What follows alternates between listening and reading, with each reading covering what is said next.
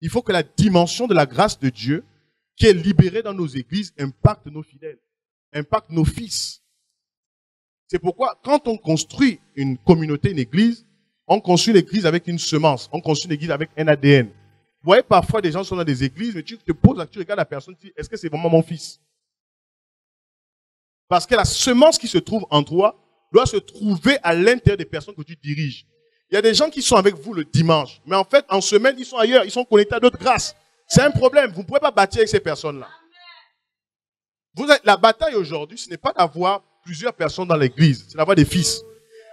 Écoutez très bien. Je dis souvent aux gens, si Abraham était dans notre église du 21e siècle, Abraham aurait une église d'un seul membre. Ils ont deux membres, sa femme et Isaac. Mais voici l'église la plus puissante, c'est une dynastie familiale. L'homme a donné naissance à un fils qui a donné naissance à une génération, qui donne à une génération et qui donne naissance à une nation. Il faut des fils. Moi, je ne travaille pas avec des personnes qui ne sont pas des fils. J'ai arrêté avec le système des collaborateurs, c'est fini. Il faut engendrer des fils. Les collaborateurs, c'est des lots.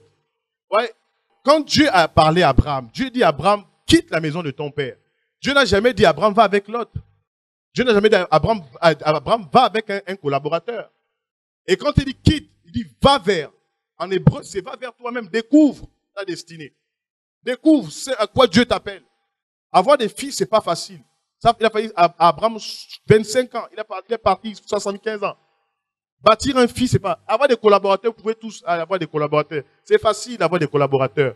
Donner des postes aux gens, ils vont être fidèles pendant un temps. Mais avoir des fils, un fils travaille dans la maison pour l'héritage. Un collaborateur travaille pour le salaire. Le jour où il n'est pas satisfait, il part. Vous voyez, quand on parle de la grâce, c'est comme le phénomène ondulatoire. Vous voyez, vous prenez une pierre et vous jetez sur une flaque d'eau. Vous voyez, ça fait ça. C'est ça qu'on appelle l'ondulation. Les gens qui sont le plus impactés par ce que vous faites, c'est les gens qui sont le plus proches dans le cœur. Je ne parle pas de ceux qui sont tout le temps avec vous sur WhatsApp. Vous voyez le phénomène ondulatoire.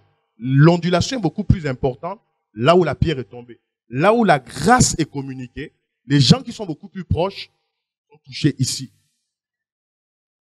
C'est comme ça qu'on bâtit, c'est comme ça nous devons commencer à bâtir nos communautés. Nos communautés doivent devenir des familles.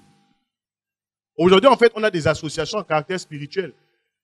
On a juste des associations. On regroupe les gens, on prie, on chasse les démons, tout ça. Mais les familles, c'est ce qui fait en sorte que quand certaines têtes dans la nation des patriarches meurent, les églises ferment.